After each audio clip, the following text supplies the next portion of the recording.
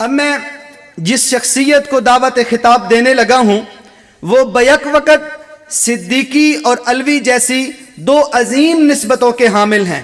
آپ کا نسبی اور روحانی سلسلہ خلیفہ بلا فصل سیدنا صدیق اکبر رضی اللہ تعالیٰ عنہ سے ملتا ہے، اور والدہ محترمہ کی طرف سے نسب شیر خدا فاتح خیبر حضرت سیدنا علی المرتضیٰ رضی اللہ تعالیٰ عنہ سے ملتا ہے۔ آپ مفتی صاحب دامت برکاتہم العالیہ نے شیخ العرب والعجم حضرت مولانا سید حسین احمد مدنی رحمہ اللہ کے تلمیذ رشید حضرت مولانا محمود الحسن قریشی رحمہ اللہ کے گھر میں آنکھ کھولی۔ عصری تعلیم کے بعد مقدر کا ستارہ چمکا اور سکول و کالج کو خیرباد کہہ کر مدرسہ کو اپنا مسکن اور دینی تعلیم کو اپنا اوڑھنا بچھوڑنا بنا لیا، اور فراغت کے بعد اللہ رب العزت نے آپ کو کئی اکابر و مشائخ سے روحانی فیض حاصل کرنے کا شرف عطا فرمایا۔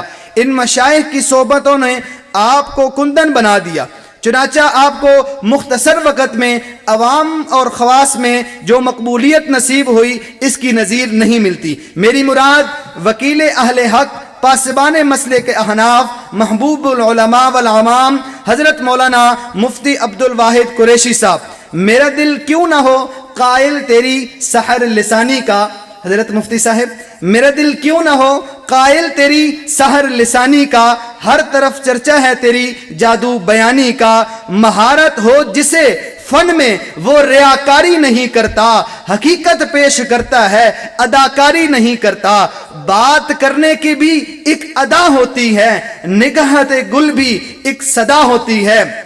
میں انتہائی ادب کے ساتھ، احترام کے ساتھ، تعظیم کے ساتھ، توقیر کے ساتھ، عقیدت کے ساتھ ملتمس ہوں مقرر ذیشان خطیب نقطداں وکیل اہل حق حضرت مولانا مفتی عبد الواحد قریشی صاحب زید مجدہم سے کہ وہ تشریف لائیں اور ہمیں اپنی گراں قدر گفتگو سے مستفیض فرمائیں۔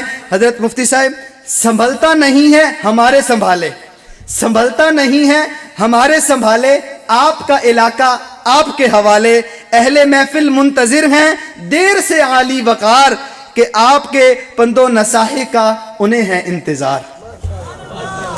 مبسملا و محمدلا و مسلیا و مسلما، اما بعد، قال اللہ تبارک و تعالی فی کلامہ المجید والفرقان الحمید، اعوذ باللہ من الشیطان الرجیم، بسم اللہ الرحمن الرحیم، یا داود انا جعلناک خلیفۃ فی الارض۔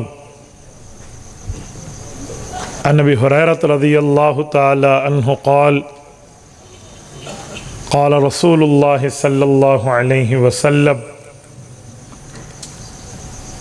انا آخر الانبیاء وانتم آخر الامم، رواہ الامام الہمام الاحمد فی مسندہ، صدق اللہ العظیم وبلغنا رسولہ النبی الامی الکریم، ونحن علی ذلک لمن الشاہدین والشاکرین والحمد للہ رب العالمین۔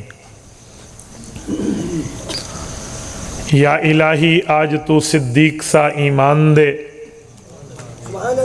آنکھ دے اور اسوہ فاروق کی پہچان دے، کر مبرہ عیب سے اور عفت عثمان دے، فقر دے کرار کا اور حیدری اوسان دے۔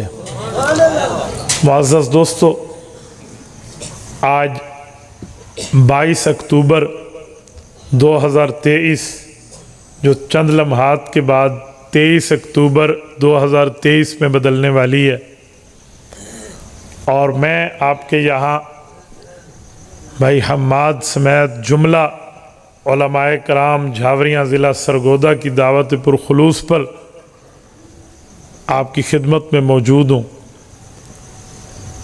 میرے ساتھیوں، یہ صرف یہاں کی بات نہیں ہے، ہر جگہ ہمارے ساتھ ایک مسئلہ چلتا ہے کہ ہمیں گفتگو کا موقع لوگ دیتے ہی اس وقت ہیں جب لوگ سو چکے ہوں۔ 2 جماعیاں مجھے بھی آ چکی ہوں، 10 جماعیاں آپ کو بھی آ چکی ہوں، اور پھر بھائی حماد کی طرح کہیں جو مجمع کو آپ کے نصیحت کا انتظار ہے۔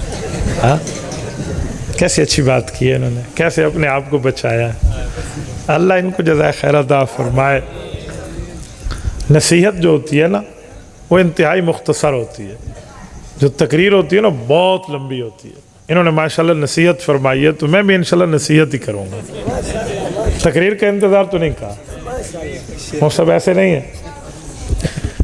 मेरे साथियों, मुझे एक वक्त हो गया है आपके यहाँ आते हुए। भाई हम्माद ने माशाल्लाह मुसलसल एक एक दर्स की कारगुजारी मुझे भेजी है।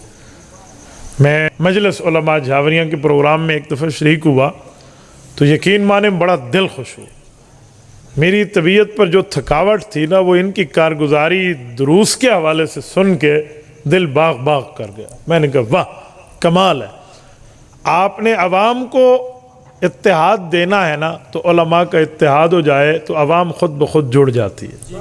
और माशाल्लाह आपके यहाँ मजलिस उलमा झावरियाँ जो काम कर रही है ना, मैं रब के घर में बैठ के कहता हूँ, बिला मुबालगा कहता हूँ, मेरी मालूमात की हद तक पंजाब लेवल का बेहतरीन काम कर रही है।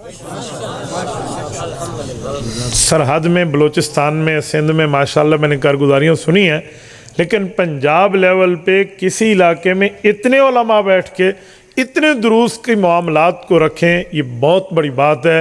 इनकी कदर करो। ज़ालिक फ़ज़लुल्लाह युतीही मन यशा, ये अल्लाह का करम है, अल्लाह का फ़ज़ल है, अल्लाह जिसे अता फरमाए। मेरी दुआ है अल्लाह इन बज़्म उलमा मजलिस उलमा झावरियाँ वालों को मज़ीद वसअत के साथ, कबूलियत के साथ, मकबूलियत के साथ, अपनी ताईद और नुसरत के साथ इस काम में तौफीक अता फरमाए। मेरे साथियों, इसके साथ साथ माशाअल्लाह महफ़िल हम्दुनात में भी मैं बड़े अरसे से आपके यहाँ शरीक हो रहा हूँ। सारे काम आप हज़रात माशाअल्लाह दीन के संभाले हुए हैं।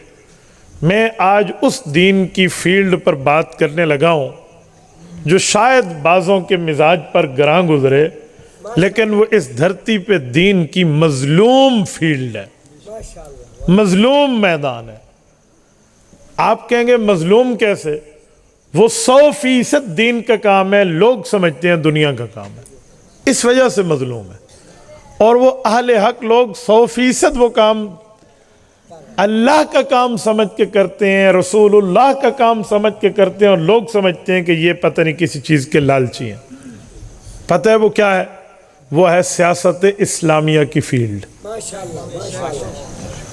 आप सोचेंगे मौलाना सियासत इस्लामिया और वो भी मस्जिद में, सियासत की बात वो भी मस्जिद में, क्या मामला है? अब सुने, मैं यही बात समझाने लगा हूँ कि जब तबलीग, तालीम, तजवीद, तदरीस, कुरान, खिताबत, इमामत, मदरसा, खानका और बाकी दीन के मयादीन, तमाम मैदान ये दीन से साबित है, तो क्या सियासत इस्लामिया भी दीन से साबित है या नहीं है? ये मेरा आज का उन्वान है। अब तवज्जो रखना और अपनी कान की खिड़कियां खोल के दिल तक मेरे इस जुमलों को रास्ता देना। पहले तवज्जो से सुन लेना, फिर आप इख्तिलाफ फरमाएं, कोई पर्ची लिखें, कोई सवाल करें। आपका ये भाई यहाँ बैठा है, मैं इंशाअल्लाह हर सवाल का जवाब दे के जाऊँ, लेकिन आपका सवाल और मेरा जवाब ये जिद पर मुश्तमिल नहीं होना चाहिए।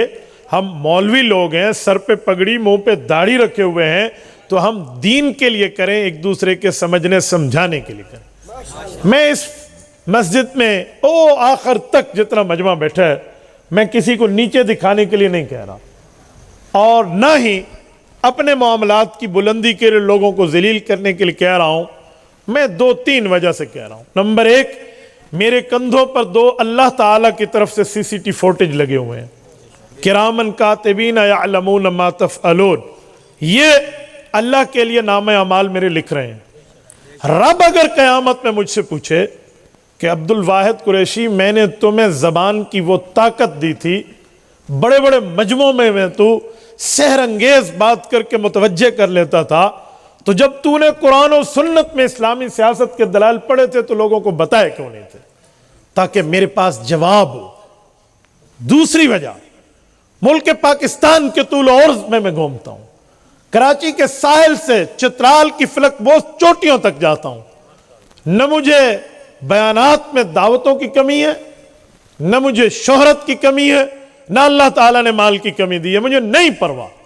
लेकिन इसके बावजूद भी میں سیاست اسلامیہ کی بات اس لیے کرتا ہوں کہ لوگ بعض اوقات سمجھتے ہیں کہ یہ دین کا کام نہیں ہے. سیاست کے لیے قرآن میں آیات موجود ہیں, لوگ سمجھتے ہیں کوئی آیات ہی نہیں ہے.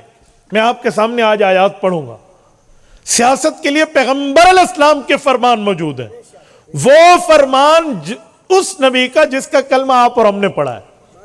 ان کی حدیثیں موجود ہیں جو علماء کو سیاست میں نبی کا وارث قرار دیتی ہیں. ہمارے لوگوں کو پتہ ہی نہیں ہے. تو یہ دوسری وجہ. اور تیسری وجہ, اس ٹائم ماشاءاللہ علماء احناف, علماء دیوبند میں, تحریکی دنیا میں کام کرنے والوں میں, تمام جماعتوں میں کام کرنے والوں میں, آپ کے اس بھائی کو انٹرنیٹ پر جتنے فالوورز حاصل ہیں اتنے کسی کے نہیں. سوشل میڈیا کے میدان, فیس بک کی بات کر رہا ہوں, 1.5 ملین آدمی آپ کے اس بھائی کا فالوور دو. اس وقت تک قائد ملت اسلامیہ دامت برکاتہم کی بھی 1.5 ملین نہیں ہے. میری دعا ہے اللہ مزید وسعت دے. اس کے علاوہ باقی کسی کا آپ پیج اٹھا لیں, اتنے نہیں ہیں جتنے اللہ نے مجھے دیے ہیں. اور یہ ایک نعمت ہوتی ہے کہ بندے کی بات دور تک جائے. قرآن پاک میں ثم لتسألن یومئذ عن النعیم, رب فرماتے ہیں میں تم سے ہر نعمت کے بارے میں پوچھوں گا. اگر مجھ سے پوچھ لیا جائے کہ اتنی طاقتور آواز اور توانا آواز تھی تیری, دنیا اس پر سنتی تھی, تو نے کتنے لوگوں تک یہ دین کی بات پہنچائی. میں اللہ کے دربار میں جواب ہو کے سرخرو ہو سکوں, اس لیے یہ عنوان آپ کی خدمت میں کہہ رہا ہوں. یقین مانیے مجھے کالیں آتی ہیں, میں حیران ہو جاتا ہوں. دارالعلوم دیوبند کے طالب علم کہتے ہیں حضرت ہمیں جمعرات کا انتظار ہوتا ہے, جمعرات آئے گی ہم آپ کے بیانات سنیں گے. بہت بڑی بات ہے. یہ ابھی کی بات کر رہا ہوں, بھائی مسعود تشریف فرما ہے, یہ آپ کے جاوریاں کے بیٹھے ہیں. میں نے ابھی ان کے گھر میں کھانا کھایا تو فرمانے لگے کہ ہم اس سال حج پہ تھے, اور اسپین کے بندے, اب اسپین دنیا میں کہاں ہے, وہ بندہ ہمارے نام سے, ہماری گفتگو سے واقف ہے. میں نے کہا آپ اسپین کی بات کرتے ہیں, میں دنیا کے ممالک کی بات کروں آپ دنگ رہ جائیں. کیا مرد اور کیا عورتیں, اللہ نے کہاں کہاں تک نام نہیں دیا. تو اس نام کی لاج بھی رکھنی چاہیے. پھر شیطان نہیں بننا چاہیے. ایسا نو لوگ سن دے رہے ہیں, جی نہیں, دین کی وجہ سے سنتے ہیں. رب چاہے کسی کو سنا لے, رب چاہے کسی کو یہ رتبہ دے دے. تو جب اللہ نے دیا میری وجہ سے مجھے نہیں ملا, یہ میرے ماں باپ کی دعاؤں کی وجہ سے ہے, تو مجھے اپنی ماں باپ کی غیرت کی لاج رکھنی چاہیے. میں اس لیے کہہ رہا ہوں, یہ میں نے پتہ کیوں کہا ہے. ہو سکتا ہے میری گفتگو کے بعد باتیں ہوں, اجی مولوی صاحب نے گل نہیں کرنی چاہیے دی سی. ایک نہ لاکھ دفعہ تم کہو, مجھے ٹکے کا اثر نہیں پڑتا. میں دین سمجھتا ہوں, حق سمجھتا ہوں, تو کہنا ایمان سمجھتا ہوں. اب سنیں ذرا توجہ. رسول اللہ صلی اللہ علیہ وآلہ وسلم نے اس دنیا میں دین کے کام کے لیے اپنی زندگی لگا دی, اور حضور نے اپنی جوانی کی قربانی دی ہے. آپ کہیں گے کیسے؟ مسند احمد میں حدیث ہے, حضرت ابو بکر رضی اللہ عنہ کو اللہ کے رسول نے مخاطب فرمایا, اور فرمایا ابو بکر شیبتنی ہود و اخواتہا. قرآن کریم کی صورتوں کی طرف اشارہ فرمایا, فرمایا یہ صورتیں اتری, اس قرآن کے نزول نے تیرے نبی کی جوانی کو بڑھاپے میں بدل دیا. اس نبی کا فرمان پیش کرنے لگا ہوں, توجہ کے ساتھ سننا. رسول پاک صلی اللہ علیہ وسلم نے فرمایا ہے, یہ حدیث پاک صحیح بخاری میں موجود ہے, ضعیف بخاری میں نہیں ہے. صحیح بخاری جلد نمبر 1 کتاب الانبیاء, باب حدثوا عن ذکر بنی اسرائیل ولا حرج. حضرت ابو ہریرہ رضی اللہ عنہ راوی ہیں, ارشاد فرماتے ہیں رسول پاک علیہ السلام نے ارشاد فرمایا, جھاوریاں ضلع سرگودا کے غیوروں, اپنی کان کی کھڑکی کھول تک دل کے اس جملے کو راستہ دینا. فرمایا میرے پاک پیغمبر نے, کانت بنو اسرائیل تسوسہم الانبیاء کلما ہلک نبی خلفہ نبی وانہ لا نبی بعدی فسیکونوا بعدی خلفاء فیکثرون. حضور پاک علیہ السلام نے فرمایا, ترجمہ کر لوں, سنیں گے, وہ پیچھے والے بھی سنیں گے نا انشاءاللہ, توجہ رکھو. حضور پاک نے فرمایا لوگو, کانت بنو اسرائیل تسوسہم الانبیاء, علماء بنی اسرائیل امت میں اللہ نے مبعوث فرمائے, وہ نبی بھی ہوتے, سیاست دان بھی ہوتے. تسوسہم الانبیاء, انبیاء کی سیاست وہیں سے شروع ہو گئی. اچھا, نبی بھی ہوتے, سیاست دان بھی ہوتے؟ فرمایا جی ہاں, اسلامی سیاستدان بھی ہوتے. کلما ہلک نبی خلفہ نبی، ایک نبی فوت ہوتا تو اللہ دوسرے کو نبوت بھی دیتے، اسلامی سیاست کا تاج بھی دیتے اور دنیا میں بھیج دیتے. صحابہ کرام آپ علیہ السلام کی گفتگو جو سن رہے ہیں، شربت دیدار حسن مصطفیٰ کو پیتے ہوئے یوں بات سن رہے ہیں، تو حضور پاک نے اگلا جملہ فرمایا وَإِنَّهُ لَا نَبِيَّ بَعْدِ، اب میں آخری نبی بنا کر بھیجا گیا ہوں، میرے بعد نیا نبی پیدا نہیں ہوگا. جب یہ حضور نے جملہ فرمایا نا، صحابہ کے ذہن میں سوال اٹھا کہ حضور کے بعد نبوت ختم تو اسلامی سیاست بھی ختم. فوراً سوال اٹھا. ابھی زبان سے بات نہیں کی تھی، آنکھوں سے رسول اللہ کے چہرے کو دیکھا اور آپ علیہ السلام اپنے شاگردوں کے آنکھوں میں اترے ہوئے سوال کو سمجھ گئے کہ پوچھنا کیا چاہتے ہیں. تو حضور پاک نے فرمایا جی نہیں، فَسَيَكُونُ بَعْدِي خُلَفَاءَ فَيَكْسُرُونَ، میرے بعد اللہ میرے نائب علماء بنائیں گے، وہ میرے دین میری سیاست میں میرے وارث ہوں گے اور کئی آئیں گے. توجہ رکھنا، یہ حدیث اس پیغمبر کی ہے جس پیغمبر کا کلمہ آپ نے بھی پڑھا ہے، ہم نے بھی پڑھا. مجھے بتائیں، جب میرا پاک پیغمبر فرمان میں سیاست اسلامیہ کی بات کرے، وہ صحیح بخاری میں موجود ہو، صحابہ کرام نقل کریں اور ہم علماء کرام کو کہیں مولویوں نو کی ہو گیا، یہ تو مسجد میں بیٹھتے، مصلی پہ بیٹھتے، منبر پہ بیٹھتے، ہمیں مسئلے بتاتے، ان کو اسلامی سیاست کی پرواہ پڑ گئی ہے. کوئی علماء پہ بولے اور کہ جی یہ بات کام کر رہے ہیں، کیا مسئلہ ہے ان کو؟ یہی سوالات کا سامنا اہل حق کی ام الجماعت جمعیت علماء اسلام کو آج دنیا سوال کرتی. اجی مولوی نے اسلام دی فکر ہونی چاہیے، اسلام آباد دی نہیں. میں حیران ہوں، جیسے جو باقی ہے نا، وہ تو میرے خیال میں خانہ کعبہ کے امام کی سیاست کر رہے ہیں نا. اجی سنو وہ سیٹ لب جاوے، اجی مولوی بیچارہ اتھے کھلوتے ہیں. اے خدا کے بندے، عالم نبی کا سیاست میں وارث ہے ویسے جیسے مصلی پہ وارث ہے. یہ حدیث بتاتی ہے کہ جس عالم کو نبی نے مصلی کا وارث بنایا، ہم اس کے پیچھے نماز پڑھتے ہیں. یہ حدیث بتاتی ہے جس خطیب کو نبی نے منبر کا وارث بنایا، ہم اس کے پیچھے جمعہ پڑھتے ہیں. یہ حدیث بتاتی ہے کہ جس نبی نے عالم کو نکاح پڑھانے کا وارث قرار دیا، ہم اس سے نکاح پڑھواتے ہیں.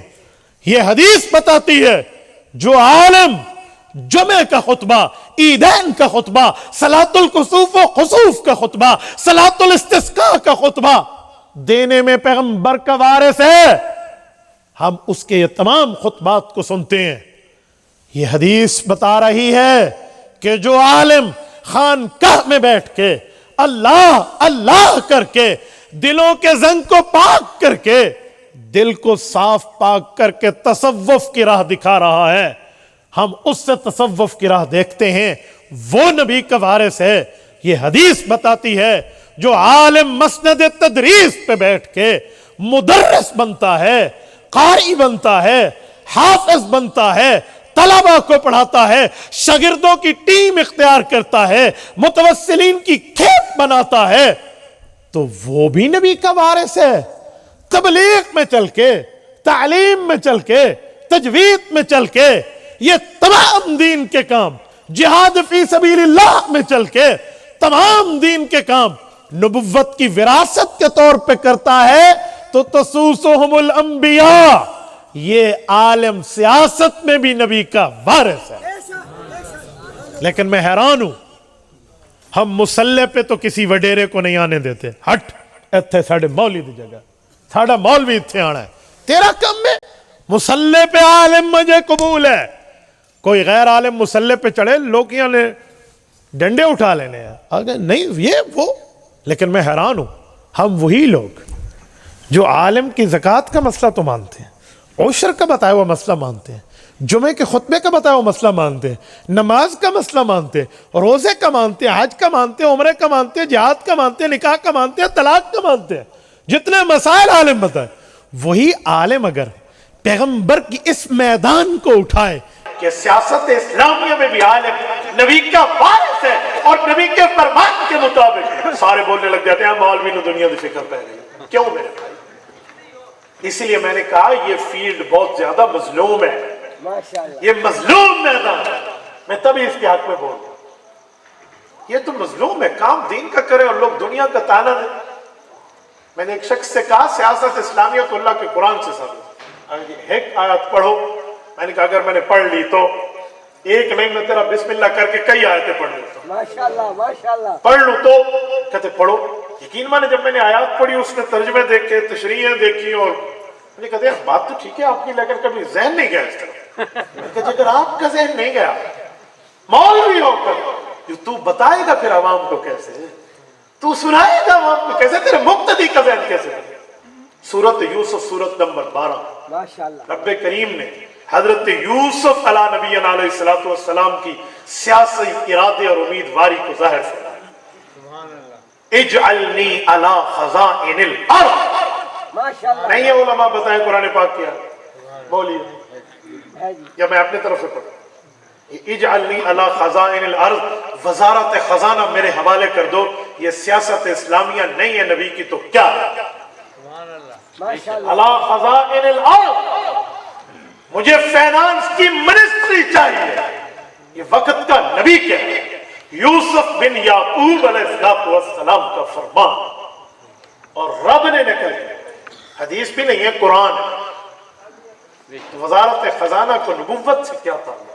پتا چلا سیاست اسلامیہ وہ میدان ہے, وہ مسجد کو بھی سنبھالے گا, دنیا کے نظام کو بھی سنبھالے گا.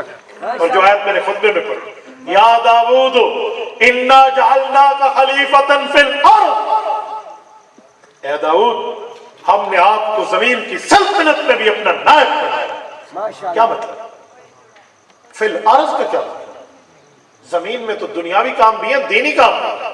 یہاں فی الارض مطلق ہے, اور عربی کے میں اصول المطلق یجری علی اطلاقہ, تو تو فرد کامل مراد ہوتا ہے. تو لہٰذا اس پہ ساری چیزیں موجود ہیں, جس میں دنیا کا نظام بھی سنبھالنا ہے, دین کا بھی سنبھالنا ہے, مسجد کا سنبھالنا ہے, باہر کا سنبھالنا ہے. یہ پیغمبر کی ذمہ داری. ماشاءاللہ ماشاءاللہ. آؤ اس سیاست اسلامیہ پہ قرآن واقعات نہیں پیش کرتے. حضرت سلیمان علیہ السلام وقت کے جلیل القدر پیغمبر, وہ سیاسی اسفار فرمایا کرتے تھے اپنی نبوت کے. قرآن اس اسفار کو ذکر کرتا ہے, ان کی ٹریولنگ بتاتا ہے, اسٹارٹ بھی اینڈ بھی, ابتدا بھی انتہا بھی. اللہ کا قرآن کہتے ہیں وَسُلَيْمَانَ الرِّيحَ غُدُوُّهَا شَهْرٌ وَرَوَاحُهَا شَهْرٌ. ماشاءاللہ. تخت شاہی پہ بیٹھ کے سلیمان علیہ السلام جب سفر فرماتے, وہ صبح سے شام اتنا سفر کر جاتے جتنا لوگ مہینوں میں نہیں کرتے. شام سے صبح اتنا سفر کر جاتے جتنا لوگ مہینوں میں نہیں کرتے تھے. وَسُلَيْمَانَ الرِّيحَ غُدُوُّهَا شَهْرٌ وَرَوَاحُهَا شَهْرٌ. ہم نے ہوا اس کے تابع کر دی تھی, یہ اب تخت پہ چلتے تھے تو صبح شام میں, شام صبح میں, مہینوں مہینوں کا سفر کرتے تھے. یہ جو نبوت کے سفر ہے تخت شاہی پہ, یہ تخت شاہی کا تعلق صرف نبوت سے ہے یا سیاست سے بھی ہے؟ سیاست سے. ہم اس کو بیان کیوں نہیں کرتے, ممبر کیوں اس کو بیان نہیں کرتے؟ لیکن جہاں بیان ہوتا ہے مولوی بتا دے, بس اس کی خیر نہیں ہوتی. لوگ کی کہیں مولوی صاحب آج تک کسی کوئی اور مسئلہ جیسے آج کل ایک نئی روش چل پڑی. میں مثال دے, یہاں ہمارے بیٹھے ہوئے مفتی صاحب کو مولوی صاحب بیان کر دے, لوگ کی کہہ رہے ہیں مفتی صاحب آتے نواں مسئلہ. بیٹا نواں مسئلہ نہیں ہے, تیرے دماغ میں لایا ہے. ماتم تو اپنے دماغ پہ کرنا چاہیے. او ہو میں تو اتنا جہالت میں پڑا رہا, آج تک مجھے اس آیت اور حدیث تک رسائی نہیں تھی. ہونا تو یہ چاہیے تھا, الٹا مولوی پہ چڑھ جاتے نواں مسئلہ دس. کہ تیرے سامنے پہلی باری آیا, مولویوں نے پڑھ پڑھ کے بیت نکل, تو مسئلہ کوئی نہیں ہے. کیا آپ نے علماء پر یہ بات شروع فرما دی؟ تو یہ مسئلہ ہے آج. یہ سیاست اسلامیہ پر اللہ کا قرآن بھی ہے, نبی کا فرمان بھی. اب سیاست میں نبی کے لیے عالم وارث ہے, تو جب وہ سیاست کی بات کرے گا پھر الیکشن کی بات بھی کرے گا, پھر خلافت کی بات بھی کرے گا, پھر نظام آئے مملکت کی بات بھی کرے گا, پھر اس ترتیب پر وہ آئے گا تو لوگ کہیں گے پتہ نہیں کی ہوگا. نہ وہ نبوت کا وارث ہے. آؤ میں اس پر آپ کی خدمت میں علماء امت کا کردار پیش کروں. ماشاءاللہ ماشاءاللہ. شیخ الہند مولانا محمود حسن دیوبندی رحمہ اللہ ایک نام ہے, بے شک. 1920 کے اندر 1919 میں تو ان کی بیماری شروع کی. شیخ الہند مولانا محمود حسن رحمہ اللہ دارالعلوم دیوبند کے پہلے طالب علم. شیخ الہند کی بات ساری بیان ہوتی ہے لیکن جو اس نے سیاست اسلامیہ کی بنیاد رکھ کے جمعیت علماء اسلام قائم کی ہے اس کو کوئی بیان نہیں. کیوں؟ یہ شیخ الہند کی وراثت نہیں ہے, یہ شیخ الہند کی ترتیب نہیں ہے, یہ اسی شیخ الہند کی بات نہیں ہے جس نے مالٹا کی جیل کاٹی ہے. شیخ العربی والا جب مولانا حسین احمد مدنی رحمہ اللہ جس کے شاگرد ہیں کہتے ہیں میں استاذ کے ساتھ جیل میں رمضان المبارک کی آمد تھی تو میرے استاد محترم مغموم تھے, ان پر غم تھا اور وہ پریشان تھے. میں نے پوچھا استادی اجازت ہو تو میں وجہ پوچھتا ہوں کہ آپ پریشان ہیں؟ فرمایا بیٹا بات یہ ہے کہ نہ تو حافظ ہے نہ میں حافظ ہوں, مولوی تو ہیں ہم لیکن قرآن کے حافظ نہیں ہیں, ہم نے دیکھ کے پڑھا ہے. ہم باہر ہوتے تھے تو حافظ ہمیں تراویاں سناتا تھا پورا قرآن. اب رمضان آیا, اب ہم تراوی بغیر ختم کے پڑھیں گے, میں اس پر پریشان ہوں. لیکن جیل میں بیٹھ کر شیخ الہند کی فکر دیکھ. حضرت مدنی فرماتے ہیں استاد جی آپ کی دعا چاہیے. رمضان شروع ہو رہا ہے کل سے, ان نے رات کو بسم اللہ کر کے قرآن کریم اٹھایا اور اللہ کے سامنے دست دعا دراز کر کے کہا مولا مسافر بھی ہوں قیدی بھی ہوں, اللہ اکبر, اور حضرت علی المرتضیٰ کی اولاد بھی ہوں, سید بھی ہوں, مولا ان راستوں کی لاج رکھنا, اس میرے بوڑھے شیر کی بھی خواہش پوری ہو. اللہ میں آج حفظ شروع کر رہا ہوں, میری امداد کر. پورا ایک پارا یاد کیا. پہلا روزہ کل شروع ہو رہا ہے اور رات کی تراویح میں انہوں نے 20 رکعت تراویح میں سنا. سبحان اللہ, ماشاء وہ اللہ, تو سو گئے, یہ پھر قرآن رکھ کے دوسرے روزے کی تیاری. ماشاء اللہ, ادھر رمضان کا اختتام ہوا, ادھر قرآن مکمل. ماشاء اللہ. شیخ الہند کی یہ باتیں تم سناتے ہیں. اسی شیخ الہند نے سیاست اسلامیہ کی بنیاد رکھ کے علماء کو کہا کب تک حجروں میں بیٹھو گے؟ یہ اسمبلی میں بیٹھے لوگ, پارلیمنٹ میں بیٹھے لوگ قانون سازی کریں گے, اس لیجسلیشن میں تمہارا حصہ نہیں ہوگا. اٹھو, ایک جماعت رکھو, مدرسے ضرور بناؤ, مسجد ضرور چلاؤ, تبلیغ کے کام کو ضرور مضبوط کرو, خانقاہی نظام کو ضرور مضبوط کرو, لیکن سیاست اسلامیہ میں تمہارا حصہ ہونا چاہیے ورنہ تمہارا نام تک نہیں ہوگا داستان کے نام. شیخ الہند نے جمعیت علماء اسلام کی بنیاد رکھی 1920 کے اندر. ہم 2017 میں اس کا 7 سالہ بنا چکے. ماشاء اللہ, 100 سال کا ایک کردار ہے ہمارے پاس. اس میں آپ دیوبندیت کے کسی ایک اتھینٹک عالم کا نام لو جو جمعیت علماء اسلام کا مخالف ہے, جمعیت علماء ہند کا مخالف نظر آئے کوئی ایک. دیوبندیت جہاں سے آئی ہے وہیں سے جمعیت آئی ہے. ہم حیران ہو, ہم اسٹیجوں پر دیوبندیت سناتے ہیں, جمعیت کردار ہمارا دونوں کا وہیں سے. خامیاں ہو تو وہ تو کسی جماعت میں بھی ہو سکتی ہے. ہم نبی تو نہیں, ہم امتی, ہم سے گناہ بھی ہوگا, غلطی بھی ہوگی, ہم سے اچھائی بھی ہوگی, برائی بھی ہوگی. ہو سکتا ہے فیصلے میں مسٹیک ہو جائے, ڈیسیژن میں لاس آ جائے, ہمیں کوئی بینیفٹ نہ ملے. انسان ہے لیکن کردار کو تو فراموش نہیں کیا. ماشاء اللہ, ماشاء اللہ, کردار اور کریکٹر تو اجلا ہوتا ہے انسان کا. تو اس لیے سیاست اسلامیہ یہ میدان, میں نے پوری کارگزاری سنی ہے, اس میں ہر جماعت کے بندے نے درس دیا ہے. وہ جماعت والے تو جمعیت علماء اسلام والے بھی ہیں, ان کا تعارف بھی تو کرائیں. ہم یہ بھی تو کہیں جہاں عالمی مجلس تحفظ ختم نبوت شامل ہے, ماشاءاللہ انٹرنیشنل ختم نبوت شامل ہے, جہاں پر مجلس علماء فلاں شامل ہے, ان میں یہ بندے بھی جمعیت علماء اسلام والے ہیں, یہ بھی تو بتا دیا. ہم یہ بھی کہیں, میں ان کو غلط نہیں کہہ رہا, میں ویسے اوورال ایک بات کہہ رہا ہوں. ہمارے یہاں مزاج نہیں, اب یہ مزاج بنانا ہو, اور یہ بات ذہن میں رکھیں, یہ نبوت کا فرمان, اللہ کا قرآن, سیاست اسلامیہ علماء اس کے بعد سے. بے شک, بے شک. اور میں ایک بات کہنے لگا, مفکر اسلام مولانا مفتی محمود, اللہ اس کی قبر پہ کروڑوں رحمت اللہ, رحمت اللہ, آمین. میری پیدائش سے کچھ 7-8 سال پہلے ان کا انتقال ہے, 14 اکتوبر 1980. جاوری آیا جی, زیارت کی تھی اس کو. ماشاءاللہ, ماشاءاللہ, آپ نے زیارت فرمائی. یہاں جاویاں تشریف لائے, جاوری تشریف لائے تھے. کمال. میں بات کرنے لگا تو جو حضرت مولانا مفتی محمود رحمۃ اللہ علیہ علماء نے متوجہ کیا کہ مفتی صاحب بہترین بخاری پڑھاتے ہو، بہترین ترمذی شریف پڑھاتے ہو، بہترین اللہ کے قرآن کے مفسر ہو، لیکن ایسا بندہ ہمیں چاہیے کہ جو کام کرے کہاں پہ؟ قومی اسمبلی میں۔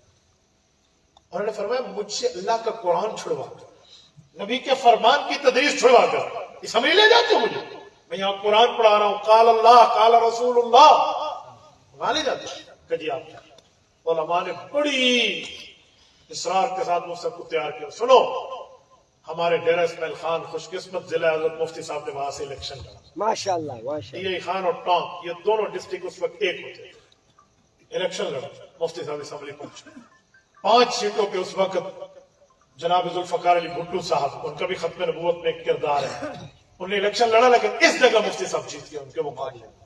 جب وہاں پہنچے تو سب کہتے ہیں میں روز سوچتا پتہ نہیں مولویوں میں لوگ اتنے کیوں گئے، یہاں پہ عورتیں دیکھو تو ٹانگیں اتنی اتنی ننگی، پردہ کسی کا ہے نہیں، ساری بے دینی کا طوفان، بے دینی بے ایمانی کا سیلاب، ایک مولوی سیر تے پگڑی منہ تے داڑھی رکھ کے انہوں نے وچ بیٹھے، کہتے میں سوچتا یار پتہ نہیں کیا، میں سوچتا اللہ ہو سکتا ہے مجھ سے کوئی گناہ ہوا، اللہ اس گناہ کی معافی دے دے، میں اس اسمبلی میں آ کے بیٹھ گیا قال رسول اللہ چھوڑ کے، قال اللہ چھوڑ کے۔ کہتے ہیں مسئلہ ایک اٹھا، نشتر میڈیکل کالج ملتان کے اسٹوڈنٹ ملتان سے شمالی علاقہ جات کے سفر کے لیے جا رہے ہیں اور ریل گزری ہے ربوہ سے، جس کا موجودہ نام کیا ہے؟ چناب، ریل وہاں سے، اور قادیانی دجال اور بےایمانوں نے ان پہ حملہ کیا، انہیں زخمی کیا۔ میں نے کل ایک گہری شاہد سے بات سنی ہے پرسوں کہ ایک قادیانی بےایمان نے، وہ تو پتہ نہیں اس مرزا مسرور کا نام لے کر کہہ رہے تھے کہ وہاں طلبہ کو پانی مانگتے تو اپنا پیشاب پیش کرتا تھا کہ یہ اس طرح تم مارا کیوں؟ وہ ختم نبوت کی بات کرتا، یہ اس وقت پاکستان میں تھا نا، اس کی بات میں کہا۔ تو یہ بہت بڑے عالم نے مجھے بتایا، مولانا عبد القیوم، خواجہ عبد القیوم صاحب، خواجہ محمد زید رحمہ اللہ کے چھوٹے بھائی ہیں، مفتی محمود رحمۃ اللہ علیہ نے 2 حدیث پڑھے، یہ انہوں نے فرمائی ہے مجھے بات۔ تو طلبہ نے وہاں کہا کہ جتنا بھی مار لو لامے، ہم مرزا کانے کو نبی نہیں مانتے، ہم محمد الرسول اللہ صلی اللہ علیہ وسلم کے غلام ہیں، ہم گناہگار ضرور، خطاکار ضرور، پر آقا کے غدار نہیں ہیں۔ وہ ڈٹ گئے، طلبہ بے ہوش ہو گئے، آدھ موئے ہو گئے، اور وہ بات چلی کہ 10 12 15 طالب علم زخمی ہو گئے تھے، تو 10 12 گھرانے اٹھے، انہوں نے کہا ذلیل ہوتے ہمارے قادیانیوں سے مار کھا کھا کے، چوکوں اور چوراہوں پہ تقریریں ہو گئیں۔ یہ 1974 کی 15 یا 22 مئی کا واقعہ ہے۔ عطا اللہ شاہ بخاری رحمۃ اللہ 50 سال تحریک چلا کے دنیا سے چلے گئے، فلاں عالم فلاں عالم، آج تک کچھ نہیں ہوا۔ اس معاملے کو اٹھاؤ اور لاؤ اسمبلی میں، ہم قادیانیوں کے آج سے بات برداشت نہیں کریں گے۔ تو محدث جلیل علامہ سید یوسف بن نوری رحمہ اللہ کراچی سے تشریف لائے، عالمی مجلس کی بنیاد رکھی، مجلس تحفظ ختم نبوت کی تحریک چلی، اتنی تحریک چلی روڈوں پہ کہ حکومت وقت اس بات پہ مجبور ہو گئی کہ قانون کے لیے قادیانیت کا مسئلہ زیر باس آئے گا، اور مسئلہ چلا۔ جناب ذوالفقار علی بھٹو صاحب، میں پیپلز پارٹی کی بات نہیں کرتا، لیکن بھٹو صاحب کی میں اس مسئلے پر آج بھی تائید کرتا ہوں۔ میرا سیاسی اختلاف اپنی جگہ ہوگا، لیکن ذوالفقار علی بھٹو نے سچے دل کے ساتھ ختم نبوت کا پرچم اٹھایا تھا، اور اس علماء نے اس کو قائل کیا، اس نے سچے دل سے کام کیا۔ میں سمجھتا ہوں آج وہ دنیا سے چلا گیا ہے، لیکن اس چیز کا اجر اس کو قبر میں مل رہا ہوگا۔ باقی باتیں اپنی جگہ، لیکن ختم نبوت پہ اس بندے کا ایک کردار ہے۔ اس نے جب دیکھا نا کہ معاملہ ایسے، تو اس نے علماء کو بلایا۔ مفتی محمود رحمۃ اللہ علیہ اس وقت تھے، بریلوی علماء میں سے مولانا شاہ من نورانی تھے، پروفیسر غفور احمد جماعت اسلامی سے تھے، تمام جماعتیں اکٹھی ہو کے گئیں۔ مولانا غلام غوث ہزاروی رحمہ اللہ تھے، بڑے بڑے سارے مسلمانوں کی تمام جماعتوں کا اتحاد تھا۔ تو ان سب کو بلایا۔ مفتی محمود صاحب لیڈر آف اپوزیشن تھے، تو بھٹو صاحب نے کہا کہ حضرت میں نے آپ کو بولا ایک کام ہے، یوں دراز کھولی اور اس سے ایک درخواست نکال کے مفتی محمود رحمۃ اللہ کے سامنے رکھ دی۔ وہ قادیانیوں کی درخواست تھی کہ چوکوں چوراہوں پہ ہمیں کافر نہ کہو، ہم سے اسمبلی میں مناظرہ کرو۔ تو مفتی صاحب کہتے ہیں میں نے پڑھا تو میں حیران ہو گیا، اتنی جرت وہ بھی کفر کو.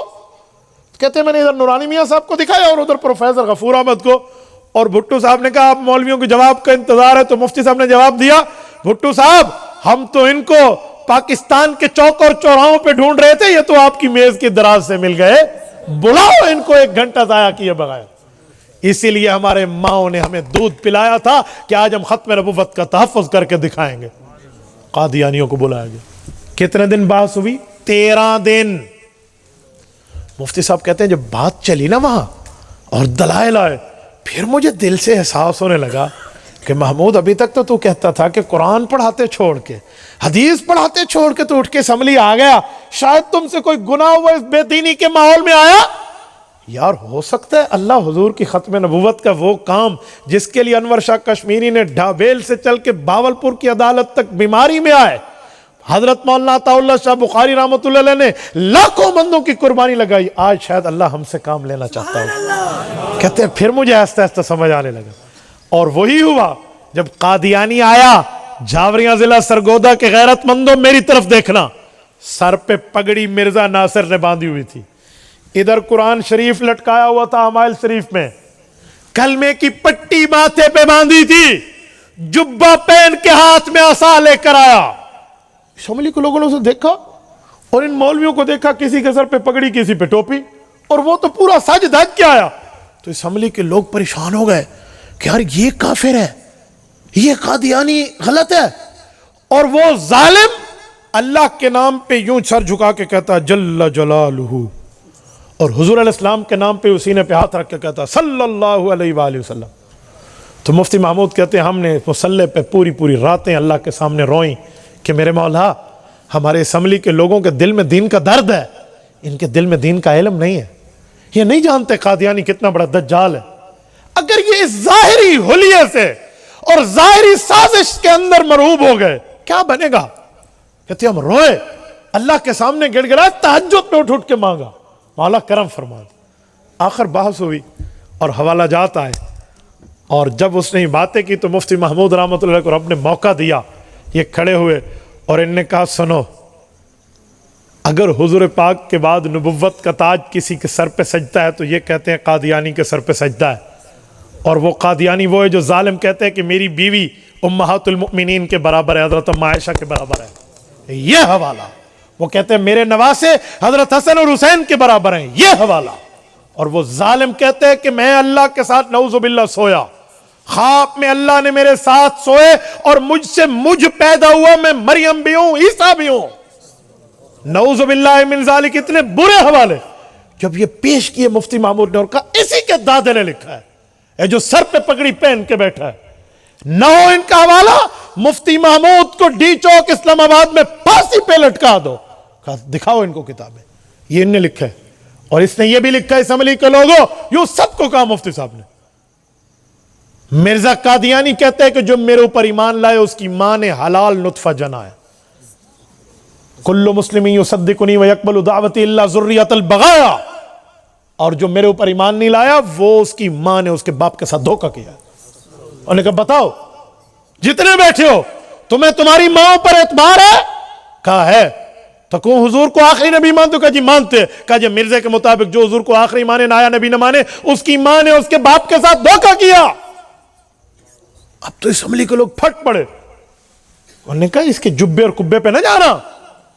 اور پھر مفتی صاحب نے تاریخی چیلنج کیا, کہا بھٹو صاحب آپ کے پاس اس ٹائم وزارت عظمیٰ کا عہدہ ہے, اللہ کے دربار میں آپ نے بھی آنا ہے اور ہم نے بھی آنا ہے, نبوت کی سفارش اللہ ہم سب کو دے گا. آپ اٹھائیے ہیلی کاپٹر, بندہ بھیجیے اس وقت جناب نگر وہاں روے میں, اپنا نمائندہ دیجیے, ڈی سی جائے وہاں کا, روا بک ڈیپو جہاں سے یہ کتابیں چھپی ہیں لے کر آئے اور ملاؤ, کیا ہمارے حوالے اور ان کے حوالے ایک ہیں یا نہیں ہے, کہیں یہ نہ کہنا کہ ہم اپنی طرف سے کتابیں چھاپ کیا ہیں. تاریخی چیلنج دی. کہا میں باندھ دو, اس ٹائم موبائل نہیں تھے, لینڈ لائن کی فون تھی, کہا ہم سب کو کمرے باندھ دو اور تصدیق کراؤ.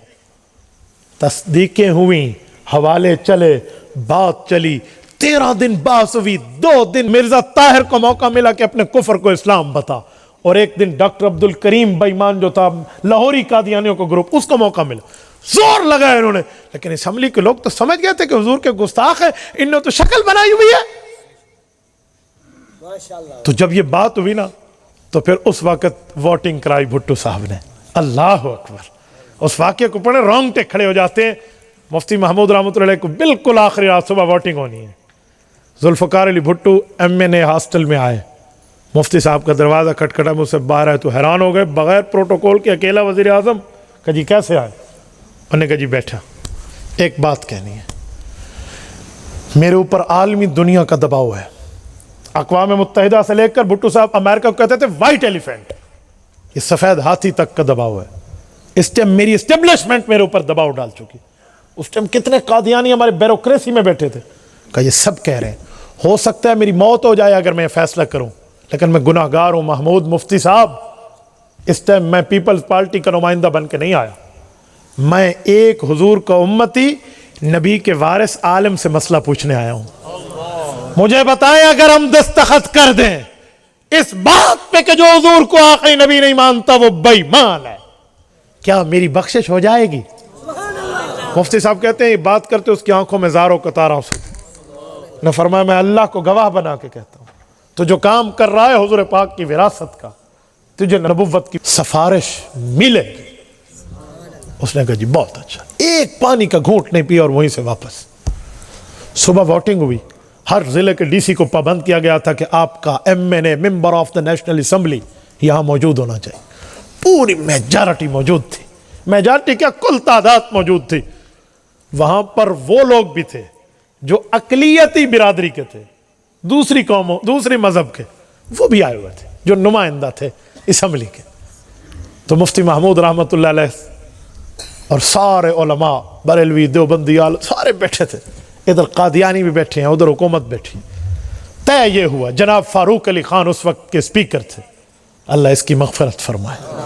طے یہ ہوا کہ پہلے قرارداد ایک ہی پیش کر کے ووٹنگ کرائیں گے کہ جو حضور کو آخری نبی مانتا ہے کہ وہی مسلمان ہے وہ ہاتھ کھڑا کرے, اور جو ان کو مسلمان مانتے وہ بھی آتی ہے. 2 دفعہ کرائیں گے. طے یہ تھا. جب پہلی دفعہ یہ اعلان ہوا نا کہ جو کہتے ہیں کہ حضور پاک کے خط نبوت کا منکر بے ایمان ہے اور قانون بننا چاہیے وہ حامی ہے, ذرا وہ نمائندے ہاتھ کھڑا کریں.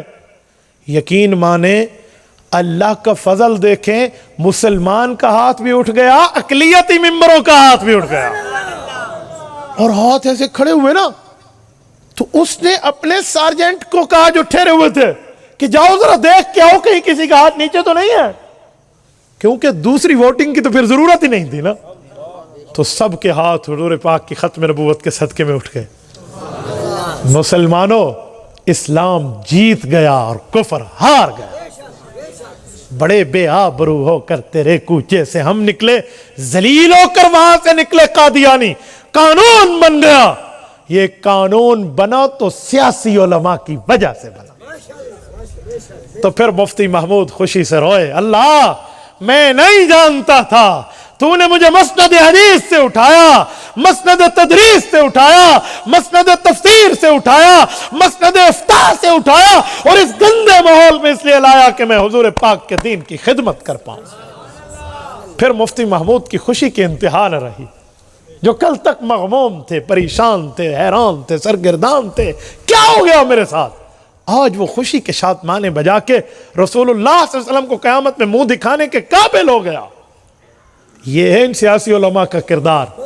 اور جب قادیانی ذلیل ہو کے نکلے, آئین میں لکھ دیا گیا, تو قادیانیوں نے جا کے ایک پھڈا پھیلایا, ایک شور مچایا, ایک سازش پھیلائی, ایک پروپیگنڈا عام کیا. پتہ ہے کیا؟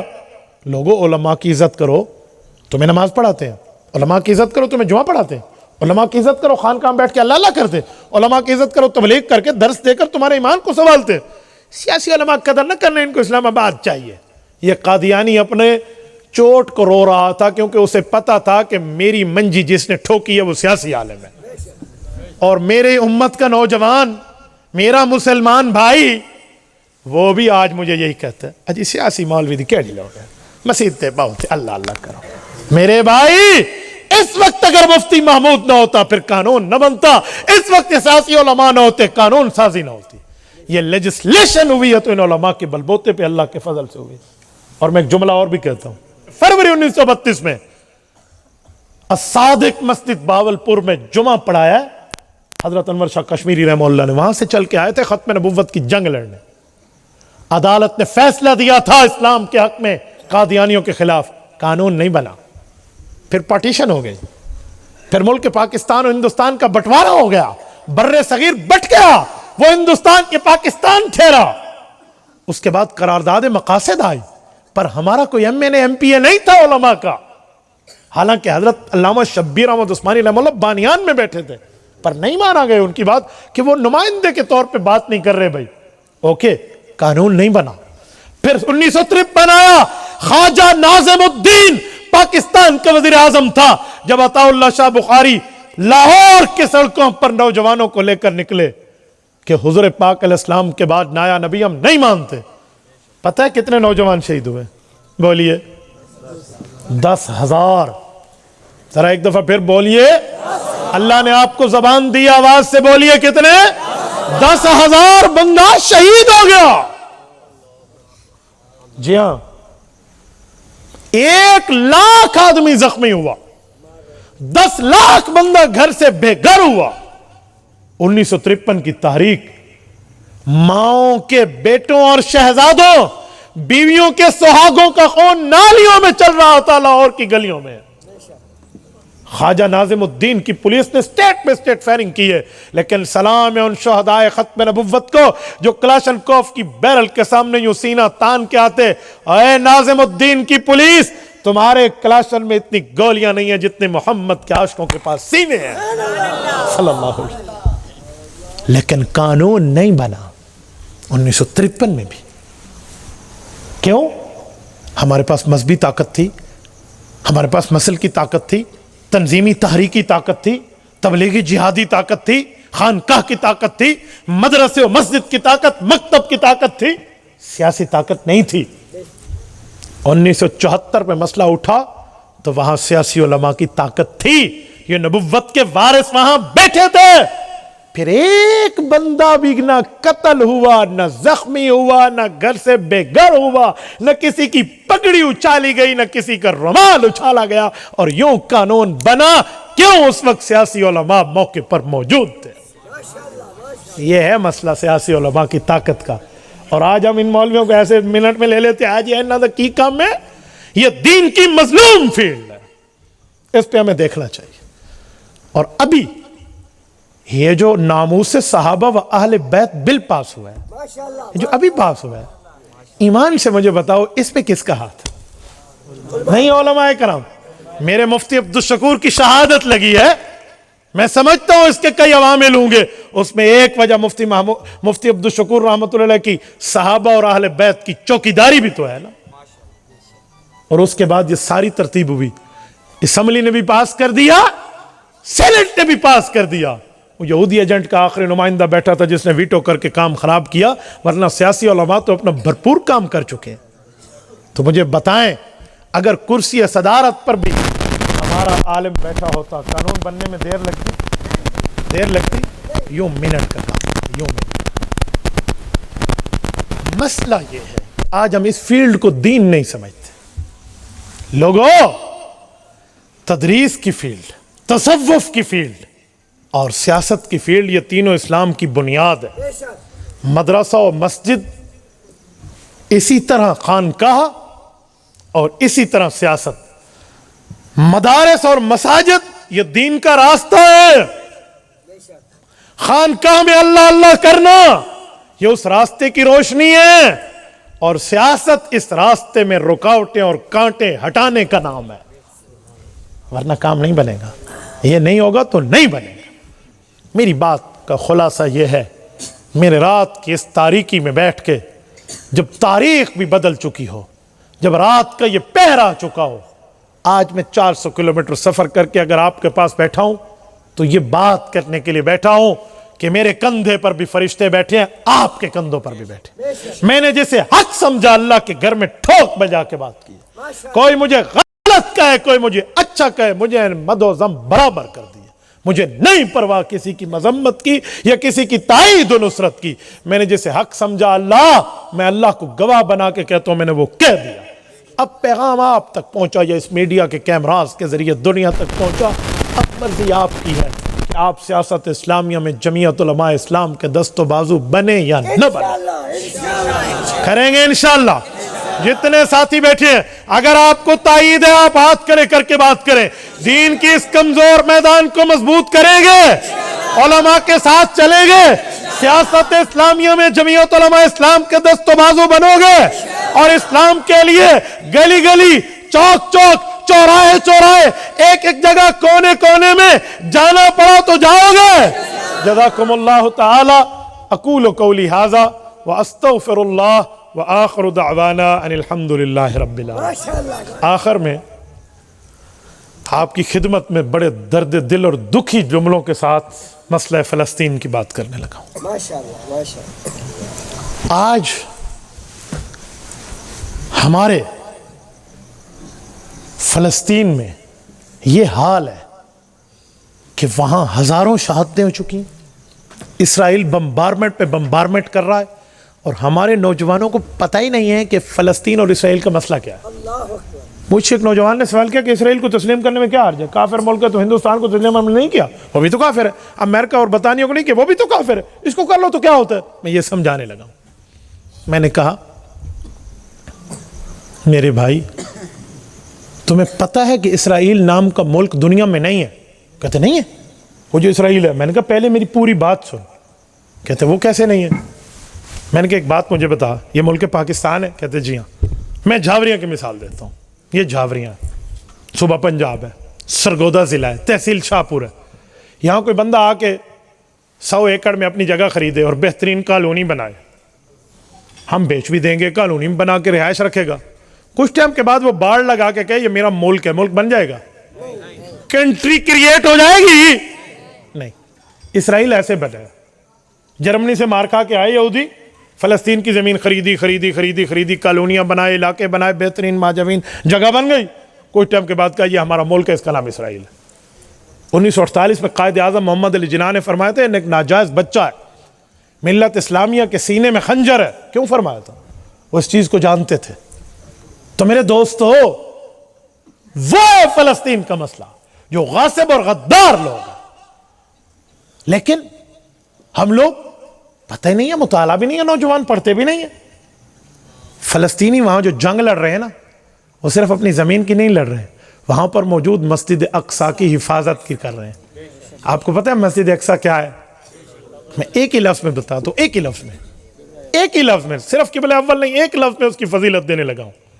ادھر ایسی عبادت ہوئی ہے جو نہ اس سے پہلے کبھی ہوئی ہے اس دھرتی پہ, نہ اس کے بعد کبھی ہوگی. پتہ ہے وہ کیا ہے؟ وہاں ایسی نماز پڑھی گئی ہے جہاں امام بھی نبی ہے, مقتدی بھی نبی ہے. یہ نماز خانہ کعبے پہ بھی نہیں ہوئی, مسجد نبوی میں بھی نہیں ہوئی. حضور پاک کو اللہ نے وہاں بلایا قبلہ اول میں. یہ نماز بیت المقدس کے بجائے بیت اللہ میں بھی تو پڑھی جا سکتی تھی. اللہ نے حضور کو ادھر کیوں بلایا؟ بیت اللہ تو ان سے افضل جگہ ہے, یہاں پڑھی جاتی. اس کا ایک ہی جواب ہے, میں اپنے گھر کی مسجد میں امام بنوں, لوگ کہیں گے یہ کون سا رتبہ ہے. میں کسی اور کے ہاں جا کر امام بنوں, لوگ کہیں گے عزت ہے. میرے پاک پیغمبر کو قبلہ بنی اسرائیل میں بنا کر امام الانبیاء بنا. یہ نبوت کو شان ملی ہے, رسول اللہ کی مزید شان کا اظہار ہے. وہاں پر بھی امام ہمارے نبی ہیں, جہاں 70,000 انبیاء بنی اسرائیل کو اس زمین نے اپنے سینے میں پالا ہے. یہ وہ جگہ ہے. فلسطینی اس کی جنگ لڑ رہے ہیں. وہ جنگ آپ کی بھی ہے سرگودا کے غیوروں, وہ جنگ میری بھی ہے, صرف ان کی نہیں ہے. آج ہم اقوام متحدہ کی پابندیوں میں بیٹھے ہیں اور ملک پاکستان کو اس نہج پہ مجبور کر دیا گیا ہے کہ وہ قرضوں کے تھلے اتنا ڈوب گیا ہے کہ وہ آواز بھی اٹھائے تو کیا اٹھائے. کہیں گے ہمارا کھاتے ہو, ہمارے خلاف بولتے ہو. یہی سازش تھی. یہی تو مولانا فضل الرحمان کہتے تھے کہ ملک پر 3 قسم کے ڈاکے پڑ گئے ہیں. قادیانیت کا قانون بھی بدلے گا, ایٹمی اثاثے بھی بدلے گا, اور یہ معاشی طور پہ ملک کو ڈبوئے گا. لیکن لوگ کہتے تھے مولوی آئیں جاتے ہیں نا, اپنا مسئلہ ہے. پھر وہ مولوی اٹھا تو اس نے 2 چیزوں میں تو ناکامی کرا دی, نہ ایٹم جانے دیا, نہ قادیانیت کا مسئلہ جانے دیا, لیکن معیشت میں ڈبا گیا نا. 2016 میں تو ہم IMF کو اللہ حافظ کہہ چکے تھے. اس کے بعد IMF کے پاس جا کے نے وہ قرضہ لیا جو 25,000 ارب روپیہ ہے. 72 سالوں کا قرضہ 27,000 ارب روپیہ ہے. 3.5 سال کا قرضہ 25,000 ارب روپیہ. معیشت ڈوب گئی نا. تو اب ہم جواب دینے کے چکر میں نہیں ہیں, اب ہم وہاں بیٹھے اور بات ہی کر رہے. آج اگر ملک پاکستان مضبوط ہوتا نا، اللہ کی قسم ایک دھمکی جاتی ان کا پیشاب نکل جاتا۔ میں تو اب بھی کہتا ہوں اپنی حکومت کو کچھ جرات کے بندہ ناخن لے، کچھ ہوش کے ناخن لے۔ آپ ایک دھمکی وہاں دلوا دیں، ہمارے حافظ صاحب کو اللہ جزا خیر دے، ہمارے آرمی چیف صاحب کو، میں تو ان کے لیے دعا گو ہوں، اگر یہ ایک دھمکی اسرائیل کو لگا دے، محمد بن قاسم کی لسٹ میں اس کا نام لکھ دیا جائے، دنیا یوں سلام پیش کرے، یار ہم قبلہ اولا کے محافظ بنے۔ جس دن پاکستان ایٹمی قوت بنا تھا تو اس وقت فلسطینیوں نے اسرائیل کو سینہ دکھا کے کہا تھا آج ہم ایٹمی قوت بن گئے۔ آج ہمارا کیا فائدہ؟ اس سے کچھ ٹاکی مارن دی لوڑ ہے کہ غلط کرو نا، لیکن کچھ نہیں ہو رہا۔ مسلم حکمرانوں کے کان پہ جوں تک نہیں رہیں گی، عرب دنیا تو پہلے سے خاموش۔ اب ہم یہاں بیٹھے ہیں تو 3-4 کام ہیں جو ہم کر سکتے ہیں، ہمیں وہ کام کرنے چاہیے، اور غیرت کا مسئلہ ہے، ورنہ حدیث پاک میں ظلم کے خلاف نہیں اٹھو گے تو کل ظلم میں خود مبتلا ہو جاؤ گے۔ پہلا کام یہ ہے کہ ہم فلسطینیوں کا ساتھ نہیں دے سکتے تو ان کے قاتل نہ بنے۔ آپ کہیں گے ہم ان کے قاتل کیسے ہیں؟ یہ اٹھائیں ذرا، ابھی ایک بوتل پڑی تھی پانی کی، کہاں ہے؟ یہ لائیں ذرا ادھر، بسم اللہ، یہ نیسلے کا پانی خریدنا، یہ فلسطینیوں کا قاتل بننا ہے۔ نہ یہ مجھے یہاں کے لانے والے کے ذہن میں ہوگا، نہ ہمیں یہاں دوستوں شکر ہے میں نے تو نہیں پیا، نہ پلانے والے کے دماغ میں ہوگا۔ یہ اسرائیلی کمپنی کو بینیفٹ دی رہی ہے، یہ بینیفٹ اس کا وہی جا رہا ہے۔ ہم پاکستانی کمپنی کیوں نہیں لیتے؟ ہمیں پیپسی ضرور پینی ہے، ہمیں ایکوا کا پانی ضرور پینا ہے جو اسرائیلی کمپنی ہے، ہاں ہمیں کوک ضرور پینی ہے، ہمیں 7 اپ ضرور پینی ہے، ہمیں ڈیو ضرور پینی ہے، ہم نے لپٹن کی چائے ضرور کھانی ہے، یا ہم نے یہ میک ڈونلڈ سے ضرور جا کے کچھ کھانا پینا ہے، زنگر برگر انہی کا کھانا ہے۔ اور یاد رکھو یہ تم سارا پیسہ وہی دے رہے ہو۔ مجھے دکھائیں بوتل، ایک منٹ۔ 100 روپے کی بوتل لے لی نا، 100 روپے کی، آپ کہیں گے کیا ہوگا اس سے؟ میں بتاتا ہوں کیا ہوگا۔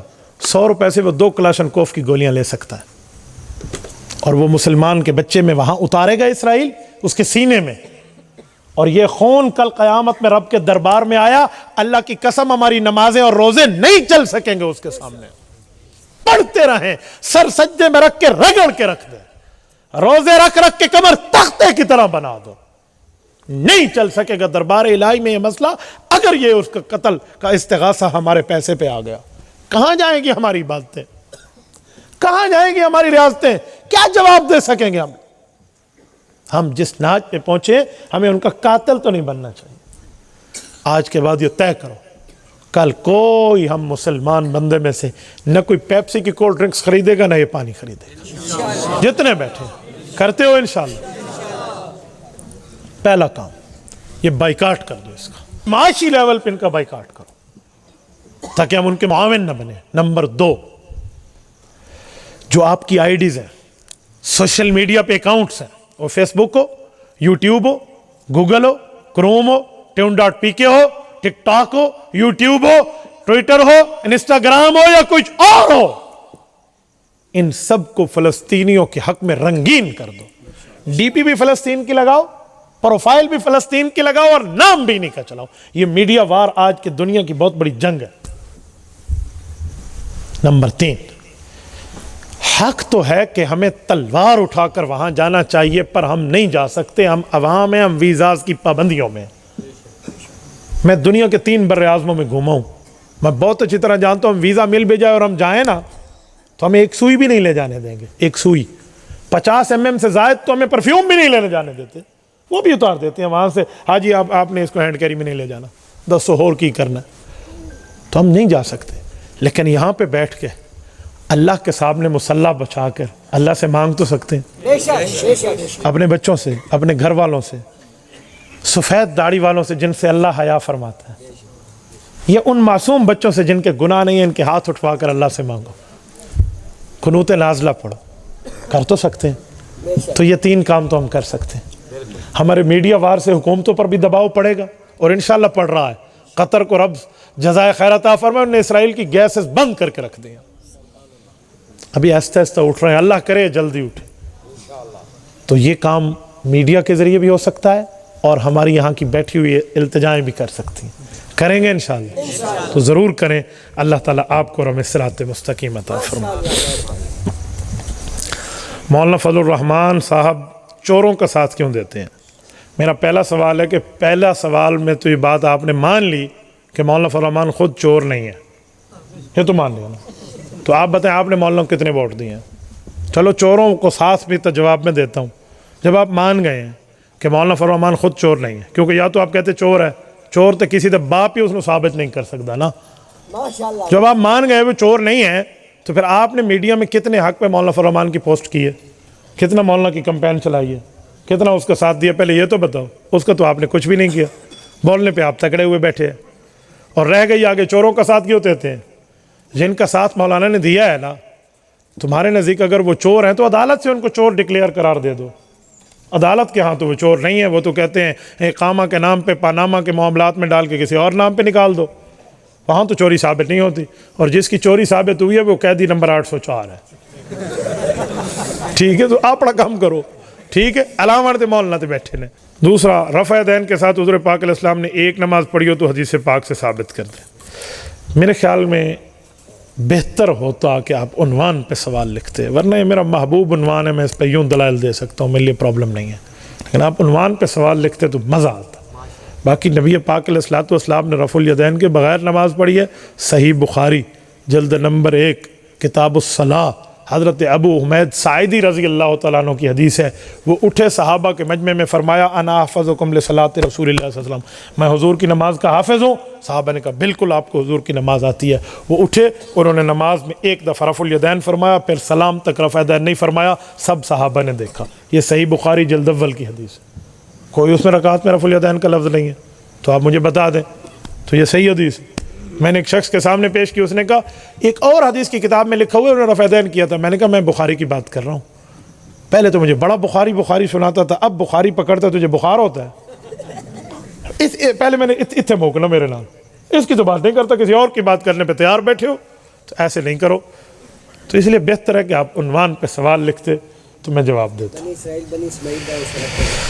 بنی اسرائیل اور بنی اسماعیل کا فرق یہ ہے کہ حضرت ابراہیم علیہ السلام کو اللہ نے 2 بیٹے دیے، ایک کا نام اسحاق، ایک کا نام اسماعیل علیہم السلام. حضرت اسحاق کی نسل سے کئی انبیاء آئے ہیں، یوسف بن یعقوب بن اسحاق بن ابراہیم علیہ السلام، یہ نسلیں چلی ہیں. 70,000 انبیاء آئے ہیں. تو ان کے حضرت ابراہیم کے بیٹے حضرت اسحاق کے بیٹے حضرت یعقوب کا نام اسرائیل، ان کی اولاد بنی اسرائیل. اور پھر حضرت اسماعیل کی نسل سے ہمارے نبی پاک صلی اللہ علیہ وسلم تشریف لائے ہیں، اس لیے بنی اسماعیل ہیں، وہ بنی اسرائیل ہیں. بس اتنا سا ہی فرق ہے. اوکے، کوئی ہے؟ مولانا کی سیاست صرف وزارت کے حصول کے لیے، بالکل ٹھیک ہے. وزارت میں آئیں گے تو دین کی خدمت کی بات کریں گے نا. مولانا اگر وزیر بنیں گے یا ان کی جماعت وزارت لے گی تو کام کرے گی. اب بھی میری جماعت جمعیت علماء اسلام نے 16 مہینے میں وزارت مواصلات لی ہے. پتہ ہے کتنی نوکریاں دی ہیں؟ 5000 نوکری دی ہے اس نے 16 مہینے میں. اور وہ 50 لاکھ نوکریوں کی بات تھی، وہ اڑ گئی. 300 ڈیم تھے وہ فضا میں بنے، خلائی مخلوق نے دیکھ لے ہیں. تو آپ کہتے ہیں وزارت لیں گے تو بات بنے گی نا. اچھا ہم وزارت کی بات کرتے ہیں، باقی کیا کہتے ہیں؟ ہمیں کعبہ شریف میں مؤذن لگا دو.